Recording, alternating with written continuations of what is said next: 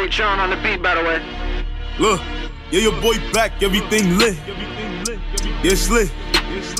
Yes, lit. Yes guys, welcome back to another YouTube video, and today I'm getting straight into it. I'm not wasting any of you guys' time, and you lot know I'm the most transparent ICT YouTuber and influencer in the world. We got the biggest ICT trading group in the world, and we are literally taking over. We are growing too fast at the moment. It is insane. So I'm getting straight into it. I've wrote out 5 steps which you need in order to quit your job in 90 days. ICT said himself you can quit your job in 90 days trading the ICT silver bullet, and I know it for myself because I personally done it myself 4 years ago. So let's get straight into this video. Step 1, you want to mark out the major highs and lows on the 5 to 15 minute time frame. Let me just show you a quick example. Okay, so here I'm showing an example of one of the trades we took on Tuesday live inside of our signals room. Yes, we took it and we secured 80 handles profit, around 80 to 90 handles. It was a minor day on Tuesday. It was a slow week this week, and we closed out our 18th week in a row closing out on a profit. Right, so let's mark out the major highs and lows on the 5 minute time frame. So simple, you're going to mark out this previous high, this previous high. Why this previous high? Because as you can see, we have a 5 minute bearish gap resting above it as well, so it makes it high probability high. You want to mark out this previous swing low as it rests around a 50% retracement, and you want to mark out this other as a sell side liquidity. So now we've marked out these 4 key levels.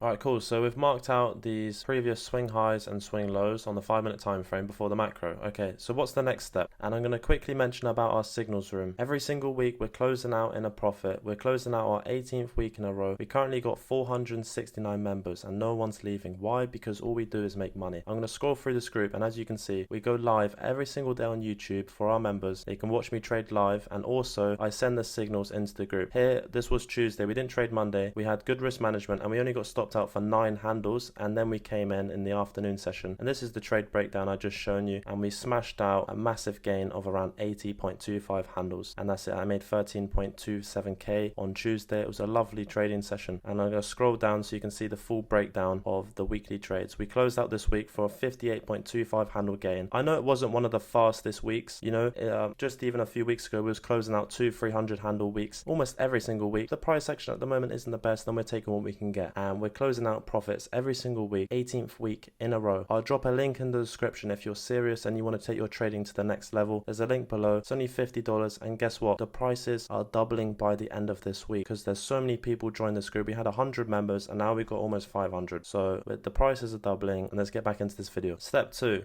Wait for the macro at 9:50, 10:10, 10:50, 11:10. So that's the 2 a.m. macros. Today I'm showing you an example of a PM trade that we took between the 2 p.m. and 3 p.m. macro. So between the 2 p.m. and 3 p.m. macro, you preferably want to mark out lunch highs and lunch lows. And the PM macro is in the New York PM, obviously, and is between 2 p.m. and 3 p.m. And there's a last hour macro which runs from 3 p.m. to 4 p.m. But we only trade the 9:50 to 10:10 a.m. macro and the 10:50, 11:10. If we do not find a clean setup between them 2 macros, then we're going to take a look at the afternoon, just as we did on Tuesday, and we caught around 90 handles. So now we're coming up to the macro, and we've marked out the previous swing highs and swing lows on the 5 to 15 minute time frame. We're now going to wait on the lower time frame for one of these levels to get swept, and I'll show you an example of a unicorn model setup with a good risk to reward, and let's get straight into it. And before we dive into this trade breakdown, I'm going to read to you out step 5. So step 5 is basically a risk management plan. So we do not take more than 1 to 2 trades a day. I must make that clear to you. So if you take 1 trade in the AM, let's just say, because not all of the time you're going to be smashing TPs. I'm not saying you're going to have a 100% win rate with this strategy, but what I'm saying is sometimes you're going to take a loss in the AM session. Then if you find an A+ setup in the afternoon, you're going to take it with half position size. So you take 1 loss in the morning. You do not take more than 1 to 2 trades per trading day, and then if you are to take that second trade, you make sure you take it with half position size, half risk, and there you go. There you have it. That's the correct risk management for trading ICT. Let's get straight into this breakdown. Right, so dropping down to the lower time frame, we're going to wait for one of these levels to get swept and see a clear displacement, market structure shift, and a unicorn setup. So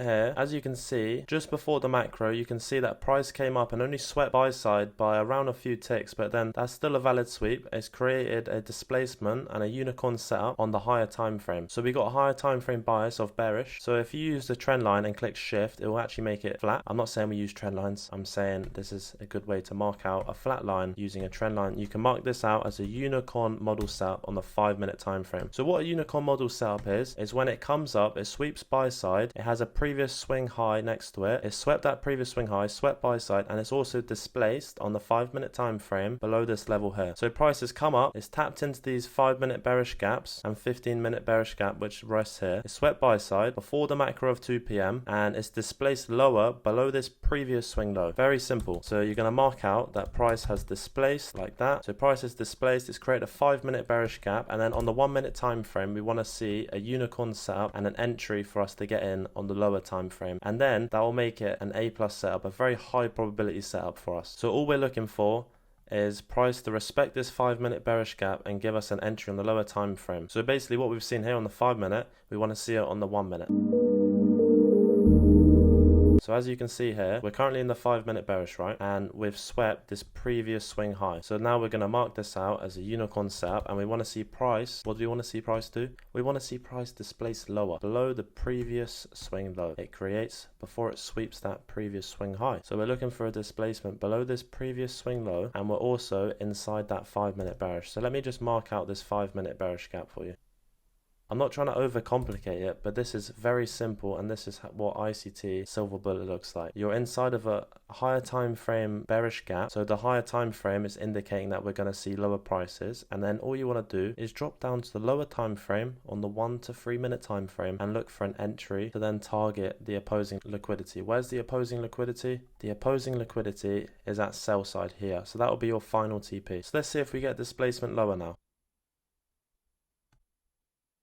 Okay, lovely. So price has now come down and it's actually displaced lower. So it's broke through that previous swing low. So any bearish fair value gap that forms now or an order block, we're going to look to enter short of. Okay, so we got a bearish fair value gap just resting here. So if we tap just the edge of this bearish fair value gap, we're going to enter short. There you go. So we just tapped this 1-minute bearish gap, and we're going to run around a 20 handle stop and put our final TP at the lows. Our first TP, so we're going to run around an 18 handle stop, which is a valid stop. Our first TP is resting at 25 handles. That's first TP. And our final TP is going to be at sell side liquidity, which is around 64 handles. So we're running 2 TPs. We're running an 18 handle stop. So this is around a 1 to 3.5 R. And I'll tell you now, we do not take any trades which do not offer at least a 1 to 2 risk reward. We rarely, I don't even think we ever take 1 to 2s. But if we do, it will 100% play out. So we do not take anything which offers less than a 1 to 2 risk to reward. It must offer at least a 1 to 3 or a 1 to 4 risk to reward, and then we consider taking it, just like this one. So 1 to 3.5. So let's see how this trade plays out.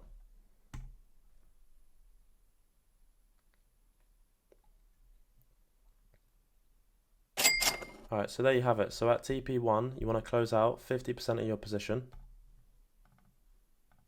So, and then we're going to set our stops just above this 1-minute bearish gap, just in case it comes back to break even for a retest and take everyone out who set their stops to break even. So we're going to set our stops at 907.75, just like that. So we're only risking around 4 handles on this trade since our entry.